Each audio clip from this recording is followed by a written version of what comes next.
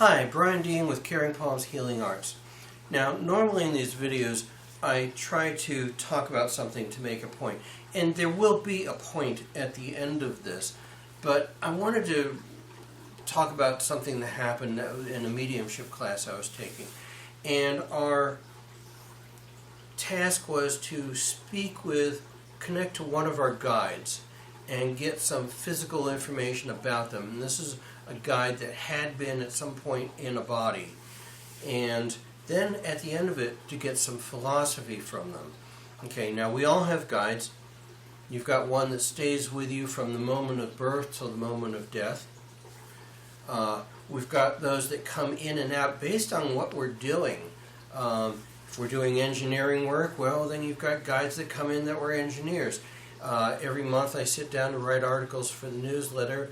I put on classical music and I open up and here's a guide coming, helping me with the topic that I'd have actually been given from Spirit already. So I get a writer guide, somebody who's got a good turn of phrase and stuff. So when I connected to this guide, I saw literally a red fox. And I'm not talking the comedian from the 70s. I'm talking a four-legged animal. Okay? And we actually had a conversation. Now, usually when I talk with Spirit, it doesn't come in this form. In fact, this is something fairly new. We're talking jumps ahead of what I've been doing, but it doesn't come like this all the time. Normally I hear words or I see images or something like this. Now and then I get conversations. I really like that when it happens. But I had a form that needed to be filled out describing this person that we connected to. Well, sex was male. He claimed to be a guide, one of my guides, or a trailblazer. What did I see? I literally saw a red four-legged fox. Okay. How did he pass to Spirit and what age? Well, he told me he was 25 and he was working on his autobiography and he just got sick. Then again, he showed me another image of him getting hit by a car, like a dog crossing the road getting hit by a car. I think he was just joking with me here because he was still a fox. Describe his personality. Snarky, smartass. Yeah, my guide's a smartass. Seems perfect. Seems absolutely perfect. What objects did he have that he was proud of? He had this map, and on this map he had little push pins of places he wanted to go, or he was going to go. That was the key. What are memories of the things he did with me? Well, he did his job according to him. He would take me on adventures of body and mind, and he says to me, where else do you think these clever ideas come from? Obviously not me, I guess. Had he been married? Were there children? Never been married, never had the time. He was always looking away. Where did he live? Claimed he lived in the Ohio Valley. And keep in mind the Ohio Valley is rather large and encompasses parts of Pennsylvania and Maryland. Okay. I lived in the Ohio Valley in a 2-story house. What did he do for a living? He dreamed. This is all he told me. Did he have any pets? He had a cat when he was young. What was his name? Or a letter signifying what his name might start with. And he told me his name was Matthew Fox. Give me a number, and why that one? He gave me 25 because he said it was the number of adventures he'd been on, basically the number of revolutions around the sun, or years old he was. Then there was one that said, okay, anything else that doesn't fit any of the pre-printed categories. He said, look, booby, none of this is straightforward. I'm a person being a fox, talking to you in your head in your voice. Nothing fits. Okay.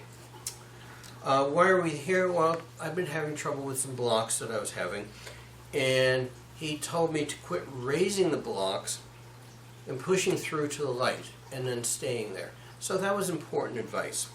Okay, now right at this moment I saw an image of a human with sandy brown hair, very thin male, and very sickly.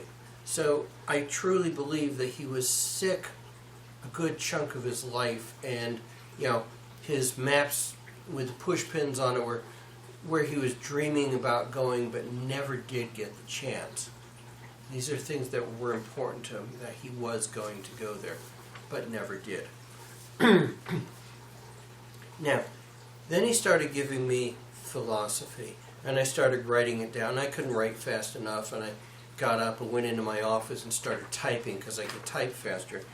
And these words were word for word, direct from Spirit. I haven't made any additions. I might have changed a little grammar here and there, but word for word, these came from Spirit, and this is his philosophy. A rose by any other name would still smell as sweet. One might consider that poetry, not just words. But everything is poetry, not just words. The movement of the sun across the sky is just so matching and poetic. The fall of rain from darkened skies cleansing the soiled ground. The movement of all bodies in the universe, as well as all bodies interacting with each other, with nature upon the planet. Each movement we make has a poeticness about it, how we interact with others, with ourselves, with nature.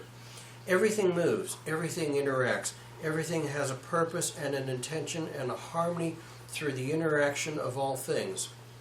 We blend, we bounce, we feel, we hide, we stand tall, we feel strength, we feel failure. This too is balance and poetry. Poetry has to balance with the proper interactions of things, how they come together, what they mean, how they grow and progress. You think of them in words or rhyme, where things build to certain conclusion, a meaning, a point. But words are not all that is poetry. Poetry is cause and effect, interactions coming from conclusions, pushed by meaning, making points, creating growth. That is more poetry than anything you could write down. Oh, you on the human level only see so far, and with such limited interpretation. Look beyond what you think you see. Allow new perceptions to enter your consciousness. Feel beyond what you think your scope of feeling is. Then you open your mind. Then you open to the mind of the universe. Yes, the universe.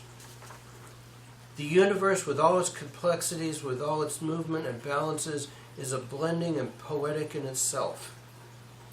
But when you look beyond the norm, all beyond what you have been taught, and open your mind to things beyond the physical, then you see the integration of all things, the movement of all things going by, interacting as they should.